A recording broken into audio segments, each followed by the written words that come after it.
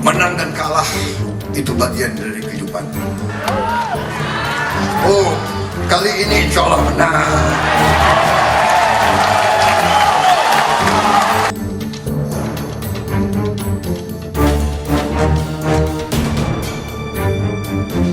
Gemoy, ternyata pernah menculik. Gemoy, ternyata memilih cawapres dari hasil pembajakan konstitusi. Jangan kemudian gemoy, dia pernah menjadi bagian dari sejarah kelam reformasi 98. Terima kasih, Bang.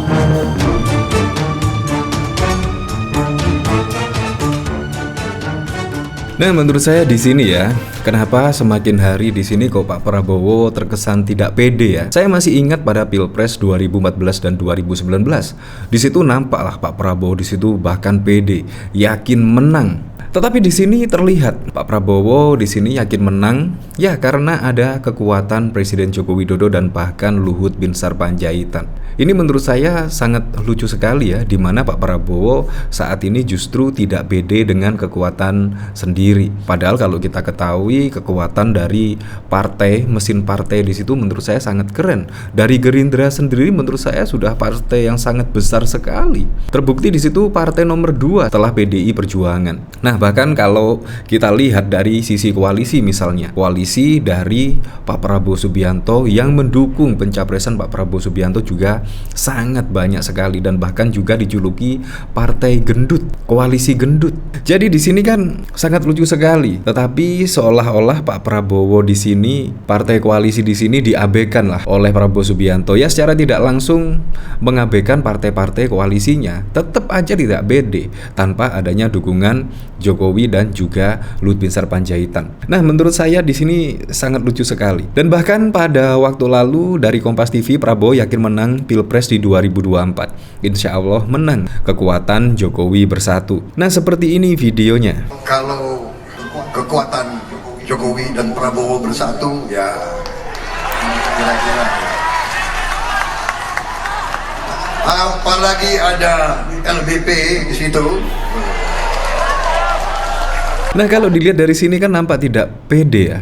Walaupun sudah ada koalisi yang sangat banyak sekali mendukung Pak Prabowo Subianto, mulai dari Golkar, PAN, PBB, dan masih banyak lagi lah partai-partai pendukung Pak Prabowo Subianto.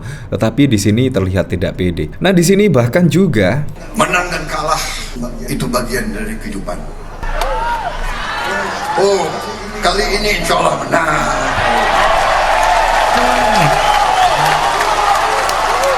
Nah, di sini yang agak lucu sekali. Menang dan kalah itu sudah biasa lah dalam kehidupan. Tetapi kali ini kita pasti menang. Nah, kalau kita flashback lagi ke belakang ya, di Pilpres 2014 dan 2019, Pak Prabowo di situ terlihatlah tidak terima kekalahan. Terbukti di sini ada berita pada waktu lalu, yaitu tepatnya pada 25 Juli 2014, Prabowo Hatta menggugat KPU ke MK. Nah, di sini pada tanggal 25 Juli pada tahun 2014. Belum lagi di sini, yaitu pada waktu lalu tepatnya 20 Mei 2019. Di sini Prabowo bawa gugatan ke MK. Ini kisah dejavu Pilpres 2014. Nah, artinya di sini Pak Prabowo Subianto di sini menurut saya tidak terima kekalahan. Padahal dari pidato yang barusan ini ya pada tahun 2023 di sini, padahal dalam kehidupan itu sudah lumrah lah, yaitu menang dan kalah. Tetapi apakah besok ketika Pak Prabowo dikalahkan dengan Anies Baswedan dan Ganjar Pranowo, apakah akan menggugat lagi? Ya, kita tidak tahu ya, biar besok saja menjadi cerita pada Pilpres 2014. Nah, dari sini yaitu bahkan ada kritikan. Di sini kritikan dari mahasiswa menurut saya sangat keren sekali kritikannya. Yaitu intinya dia tidak suka ya dengan gemoy. Seharusnya kan menjadi capres atau cawapres di situ kan menjual gagasan, menjual visi misi, menjual program-program, menjual ide dan lain sebagainya. Tetapi apa yang disuguhkan saat ini ya gemoy, joget.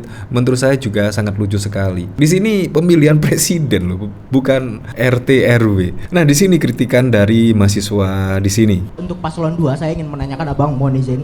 Apa langkah konkret koalisi Anda untuk meyakinkan pemilih muda bahwa Pak Prabowo itu tidak pernah melakukan penculikan. Jangan kemudian dengan slapstick gemoy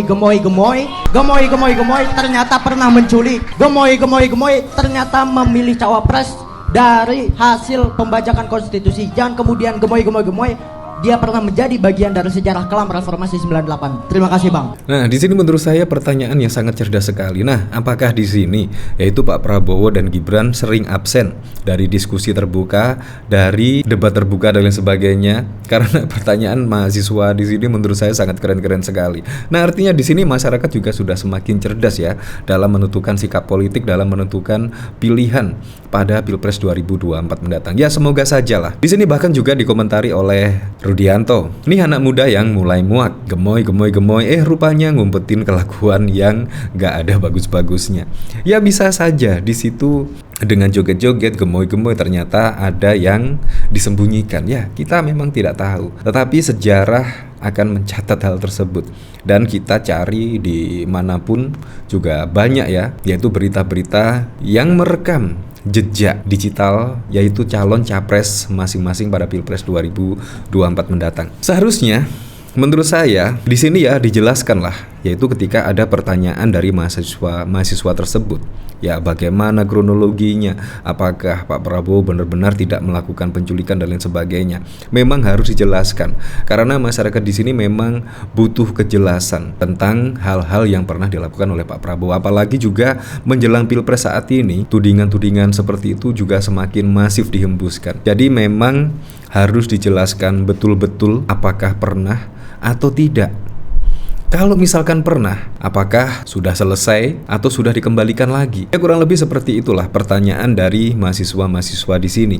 Jadi bukan hanya gemoy dan lain sebagainya, tetapi ada yang disembunyikan. Nah dari sini saya penasaran ya, kira-kira komentar-komentarnya seperti apa ya di sini? Di sini dari AB, memang peristiwa 98 adalah sejarah di mana rakyat bersikap tegas, turunkan Soeharto berantas KKN. Hehe, ini malah di era sekarang KKN malah dipertontonkan secara vulgar tanpa punya rasa malu sedikit pun. Pengingkaran terhadap cita-cita reformasi 98. Ya memang pada waktu lalu memang dimulai dari putusan MK yang menurut saya sangat menghebohkan, dan bahkan seniman, budayawan, tokoh reformasi dan bahkan juga para mahasiswa mengkritik hal tersebut. Apalagi juga di situ ada peran dari paman Gibran, adik ipar dari Presiden Joko Widodo. Makanya di situ ketika putusan MK secara tidak langsung mengabulkan gugatan usia minimum capres dan cawapres, dan akhirnya Gibran bisa didaftarkan sebagai cawapres, itulah akhirnya mendapat kritikan yang sangat keras oleh masyarakat.